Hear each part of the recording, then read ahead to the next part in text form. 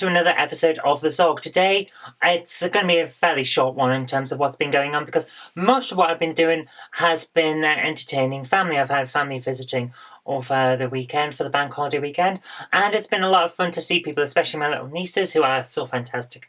And it's been great. We went out and about around the town.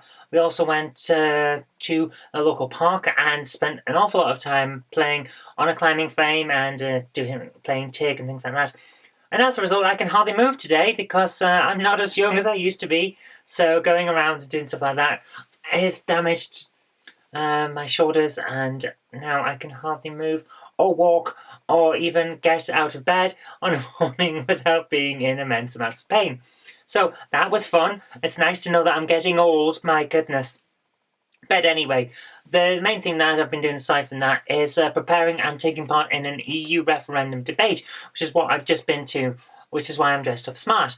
And it was an awful lot of fun, a lot of good questions. It was held by the YMCA down in Bolton, and their idea behind it was to get the young people of the town involved in the political process and talking to politicians, getting their questions answered. And for the most part, I think it went quite well. We had a couple of rabid lefties that thankfully sat well away from me. One for Remain and one for Leave, strange enough. And the Leave guy was just, oh, for goodness sake. I'm for Leave. Very much for Leave, in fact. And the guy did not do our side justice by being crazy with what he was saying. He was saying he wants to vote Leave because it will weaken NATO. He wants to see solidarity grow across countries so that if one group of people go on strike, people from other countries will go on strike as well to support them in solidarity. What has that got to do with vote Leave or vote Stay? What has it got to do with the EU referendum debate, whether you are having this anti-racism rally and going and taking a bus to France? What's that got to do with it? For goodness sake, the guy was a moron. But that's the standard that, unfortunately, one half of our debate was up with. Oh, my goodness. But aside from that, it was pretty good debate. The rest of us just sat there looking at the guy going, what are you doing? You silly, silly man. And then I tried to have a debate with us. So there was I'd say myself and at least two others tried our best, despite the odds. I thought it was a very good event. And I'd like to see an awful lot more going on like that, possibly without the nutty people. But you never know, they might draw people in from the audience just to see what's going to happen next. But yeah, I thought it was good fun, a very good event, and I'm thankful to the YMCA in Bolton for hosting it, because if we can get more things like that with young people involved, then perhaps we can actually get some young people involved in the political process, and we'll see that it's not just a bunch of old fuddy-duddies. Because I like to try and get young people involved. They are going to be the people that look after the country once we're gone, for a start, aren't they? So it would be nice if they actually knew what to do. And I think a lot of the time they're put off by people just having arguments across one another, which is what happened tonight. And thankfully, the moderator did step on that a little bit, so it wasn't too bad. But that's what all I see on debates now, is people shouting at each other. That's not debating, that's just having an argument. If I wanted an argument, I'd watch Jeremy Kyle, not question time. Anyway, I'm getting off topic. It was a very good debate. I enjoyed it a lot, thankfully. I was very thankful to be part of it, and I'd like to see more of that happen in the future. That's really all I've got for that. And like I say, it's mostly been seeing family and then doing this debate. So I've got another thing coming up, dealing with housing development in my area, the area I represent on Bolton Council, West Horton, North and Tumura. And I've got to prepare for that now, so I'm going to keep this short. Anyway, the next thing I've got is, as usual, a retro gaming pickups part. So let's get straight to that. Hello again, and welcome to another gaming pickups bit. And it's been raining today, so my hair is a mess, and I'm a little bit exhausted because we went out and trawled all over town in charity shops that we don't normally go to. And it was well worth it. And what we have here is basically brand new, with tags, Donkey Konga bag with the bongos in it. And the box is pretty much new. It's got a couple of dents on it, but that's it. And it's amazing. The bongos look like they've never been used. The box is almost new. And the bag even has the original tag on it. So I am really, really happy with that. I mean, I picked that up for £6 from a charity shop who told me, and I quote, "It's been in our window, it's been on our shelves, you're the first person to look at it in months, we can't get rid of it. So they had it for sale for £6 just to get some shelf space back. I thought, my goodness, I'd have paid double that. I'd have paid 20, 30 quid for that. But they wanted 6, so 6 is what they got. So next up we have a game that looks again like they were just pricing it to get rid of it on the shelf for space. It's Game Track's Real World Golf. Yep, you can see it there. I'll not shine light on it. It's in the box, and the best part about this is the box has a little bit of damage on the top, but it's not massively bad. But the best part is the game itself is still sealed in the plastic, and we also have the little golf thing still in the plastic too. Basically, this appears to be a game that no one has opened. So I am very, very happy to pick that up for 50p. So all in all, I really can't complain for that. There, like I've been saying for a while now, there are still good bargains out there if you know where to look, and charity shops are where to look because people don't value the PlayStation 2 at the moment. Apparently, some people don't even value the GameCube, even though it's quite collectible. So I was really happy with that. But the main bulk of what I've got today is basically I got paid recently and decided that I would spend a little bit of cash on CEX's website to try and bulk out my collection again. Because of the ones I've got here now, we actually have 311 unique PlayStation 2 games, which puts me on about 14%, or just over 14% of all the games released in the UK, in the PAL region, that is. And I'm very, very happy with that. I'm going for the UK releases for a complete collection on PlayStation 2, along with my complete collection of all Game Gear games released. And I'm about 11% of them on the Game Gear, but 14 and a bit percent for PS2. So I'm very, very happy. It's coming together quite well. And the reason that is because I'm bulking out on the very, very cheap games to get the majority out there. Basically, whenever all the cheap filler comes up on CEX, I grab it, because that way I don't have to hunt it down later. And that is something that, if you're going to collect PS2, do it now and get the cheap stuff now, because it'll be harder to get later because people don't value it. When you can only trade it in at CX for 1p or 5p or something like that, people aren't going to bother trekking into town to trade it in. So these games are going to become more difficult to get later. They're not going to become more valuable. I really don't think they are. But they're going to be harder to get hold of. So get them now while you can. That's what I'm doing anyway, and that's what I recommend. Anyway, let's get straight into the actual pickup. I've got here a selection of games. It's basic filler, so let's go through it quickly. I'm going to start with Cricket 2002. Pretty good copy here, EA Sports' Cricket.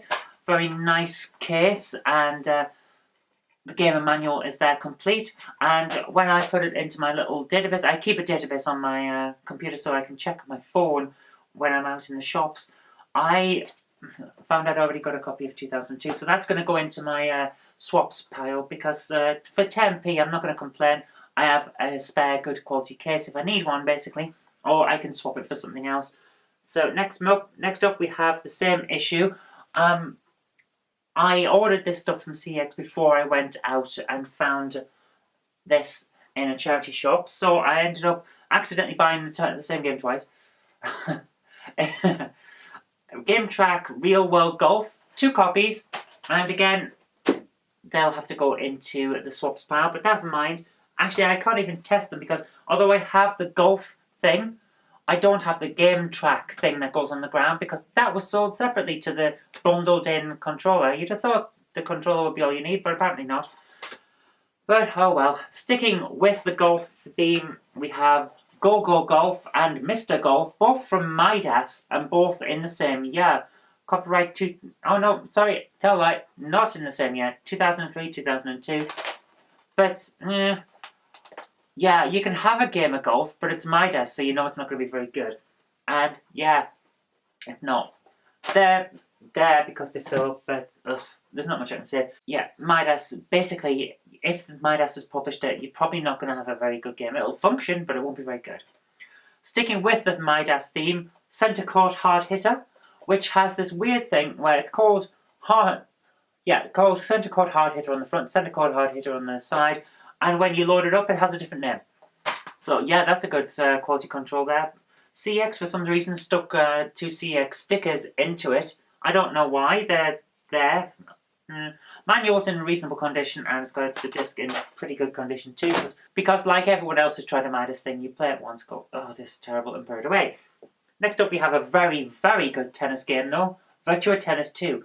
Arguably the best tennis game I have played so far on the PlayStation 2. Really, really happy to have this. The case is in great quality. I'm so happy with it. The manual is practically new, and the game doesn't have a scratch on it as far as I could see. So I'm really, really happy to get that one. Next up, we have a couple of games that basically finish off part of my Football Management collection set. Championship Manager 2006 and 2007. I already have Championship Manager 5, so to add these to the collection finishes that off. Aside from manuals, neither of these have a manual, but both of the games, while scratched, they still load, so it's okay. I know how to play the game, and it'll be okay. So yeah, I'm a big fan of Championship Manager. I used to play it on the PC with my dad. I think it was Championship Manager 2 I used to play. My goodness, that's gone back a way. And it was great fun. So I like it. I'll probably end up playing one of them a fair amount, so I'll probably end up with one of them actually sat in my office rather than in the collection, because I like a good football management game now and then. Sticking with sports though, we have NBA Live 2002, already have 2001, so it's good to add to that collection. The manual had a load of marks on it earlier on, but I've managed to clean them off. And the disc is in pretty good condition, so with a decent quality cover as well, that's a pretty good addition to the set.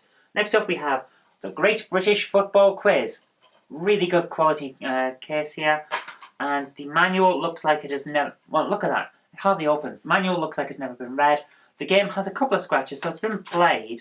But aside from that, perfectly good and nice addition to my set. Next up we have The Weakest Link. I already have the PS1 version of this, so this one adds to the set. The cover has a couple of marks on it here and there. It's not too bad. The manual is covered in marks. It looks like someone's dropped food on it at some point. I tried to clean it up, but it didn't work, so I have to try that again later. And the disc is scratched to bits, but it still plays, so it's going into my set. Now, next up we have a couple of golf games that are better than the Midas ones. We have Tiger Woods 2001, 2006, and 2007. Now, 2001 I think has a manual. Yep. So, good quality case, manual, and disc. A few scratches, but not too bad. I'm going to go into the set and bulk it out. I kind of like the golf games for Tiger Woods. They're not bad.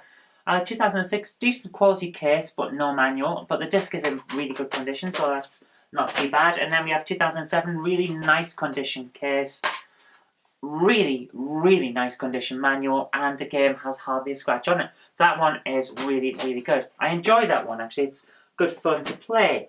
Now, we're going to have to stick with the sports theme because, like most times, the filler in these consoles is sports stuff. Now, this one's got a damaged box, but I'm not going to complain too much. It's Knockout Kings 2002. There's only one other, as far as I can tell, of the Knockout Kings series. And I'll end up picking that up as soon as I can find a copy. No manual, and the case is damaged, so it wouldn't hold the manual too well either. And the disc, if I remember correctly, is perfect. So, wow. Loaded up without a problem, and it's actually quite fun to play. So, I think next time my dad visits, he'll be playing that one a lot. He's a big boxing fan. Now, what else have we got here? Yeah, I want to do these in a sort of order. So, let's go with it. We have EA Sports Cricket. Now, I already have one of the EA Sports Crickets, so this is going to add to it. 2004, 2005, both not bad condition cases. I think they have manuals. Yeah, both have good quality manuals and decent quality games too. So that's not bad to add to the collection. Now, let's move on again, and we're going to do rugby this time, because we have several of these. EA Sports Rugby 2004, 2005 and 2006. Again, decent quality cases. A little bit of wear and tear on some of them, but not too bad. 2006 has a slightly damaged manual, but the game loads fine, so I'm not going to complain. 2005, however, has no manual, but the game loads rather nicely, and it's got hardly any scratches on it. And then 2004, really good quality manual there, and the game loads without a problem, so I am quite happy with those. I don't really like rugby that much. It's not my favourite sport, but it will add up to the collection, so I'm not going to complain too much. Right, now we're going to have to go to the usual filler. Now, the PlayStation has far too many football games, and here are 4 more. Tottenham Hotspur Club Football 2005, which is in it's slightly damaged case, but the manual's there and the game has hardly a scratch on it. The manual's not in the best quality, it's got a couple of creases in. I'm not going to complain too much now. One that is in really good condition though is Manchester United Club Football, which has a really nice quality case. The manual and all the extras are there in pretty much as new condition. I'm not sure they've been taken out of the box. And the game, fingerprints, but nothing much. Really happy with that one. Then we have to move over to This Is Football 2003, which comes with its extra bonus disc full of show reels. Really good quality manual there. It has been read, but it's not in too bad a condition, and the game itself is in good condition. And then finally we have UEFA Euro 2004, which is not bad. Decent quality manual, decent quality case as well, and the game has a couple of scratches on it, but not too much. So I'm getting through this pretty quick. Now, last time I bought a copy of this, it looked in decent condition in terms of the manual and the case, but the game wouldn't load, so I thought it was a few scratches on it, but it turned out once it had been polished up that it had laser burn on it, so I had to buy it again, but it's 5p. I'm not going to complain. I'll reuse the cover at some point for another game. It's Dance UK. Once again, we have a decent quality case. Not the perfect condition, but decent quality. The manual, it's a little bit red. It's got a few creases in it, and it's folding up at one edge. But the game itself works. Loads first time, hardly a scratch on it. Really happy now. So that's an end to that saga. I don't have to do that one again. And then finally, last but not least, we have Conflict Zone Modern War Strategy. Yeah, decent quality case. It's not the best game I've ever seen, but it's not the worst. The manual, few creases, but it's here, and the disc itself scratched, but not in a bad way.